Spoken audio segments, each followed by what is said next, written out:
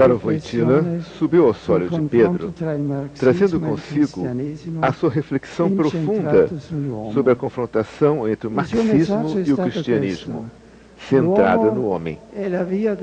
A sua mensagem foi esta: o homem é o caminho da Igreja e Cristo é o caminho do homem. Com esta mensagem, que a grande herança do Concílio Vaticano II e do seu timoneiro, o servo de Deus, Papa Paulo VI, João Paulo II, foi o guia do povo de Deus ao cruzar o limiar do terceiro milênio, que ele pôde, justamente graças a Cristo, chamar limiar da esperança. Na verdade, através do longo caminho de preparação para o grande jubileu, ele conferiu ao cristianismo uma renovada orientação para o futuro de Deus, que é transcendente relativamente à história, mas incide na história. Aquela carga de esperança que, de certo modo, fora cedida ao marxismo e à ideologia do progresso, João Paulo II legitimamente reivindicou-a para o cristianismo, restituindo-lhe a fisionomia autêntica da esperança, que se deve viver na história com o espírito de advento, numa história pessoal e comunitária orientada para Cristo, plenitude do homem e realização das suas expectativas de justiça e de paz.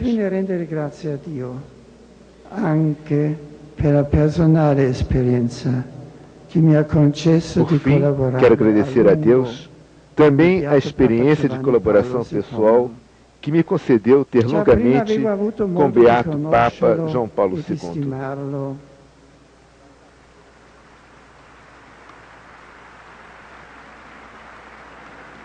Se antes já tinha tido a possibilidade de o conhecer e estimar, desde 1982, quando me chamou a Roma como prefeito da Congregação para a Doutrina da Fé, pude durante 23 anos permanecer junto dele, crescendo sempre mais a minha veneração pela sua pessoa.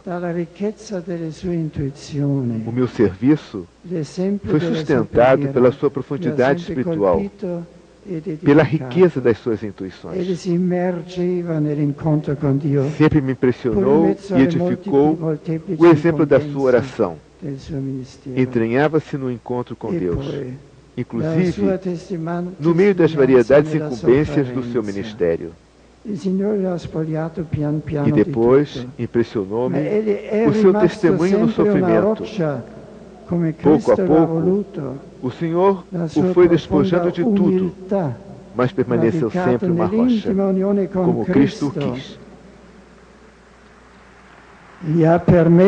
A sua humildade profunda, enraizada na união íntima com Cristo, permitiu-lhe continuar a guiar a Igreja e a dar ao mundo uma mensagem ainda mais eloquente. Justamente no período em que as forças físicas definhavam. Assim realizou, de maneira extraordinária, a vocação de todo o sacerdote e bispo, tornar-se um só com aquele Jesus, que diariamente recebe e oferece na Eucaristia. Feliz és tu, amado Papa João Paulo II, porque acreditaste.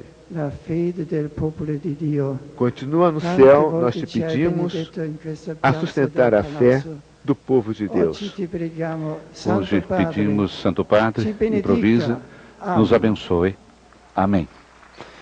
Palavras de conclusão. Feliz és tu, amado Papa João Paulo II, porque acreditaste.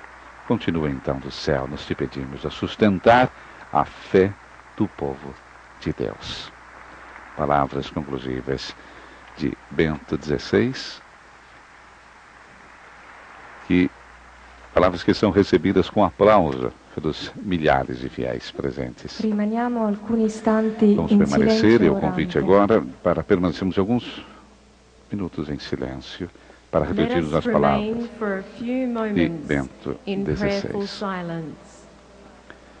Papa que concluiu as suas palavras recordando, dando um pouquinho toque pessoal seu, agradecendo a Deus pela experiência de colaboração pessoal que durante tanto tempo pude compartilhar com o Papa, diz Beato Papa João Paulo II.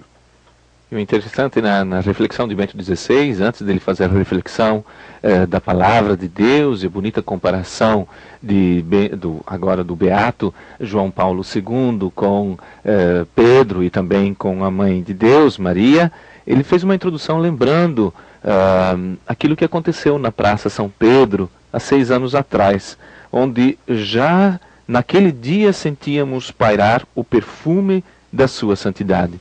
Foram as palavras de Bento XVI na sua introdução, e ele com voz forte no final disse, olha, porque assim aprove-os ao Senhor, João Paulo II é beato.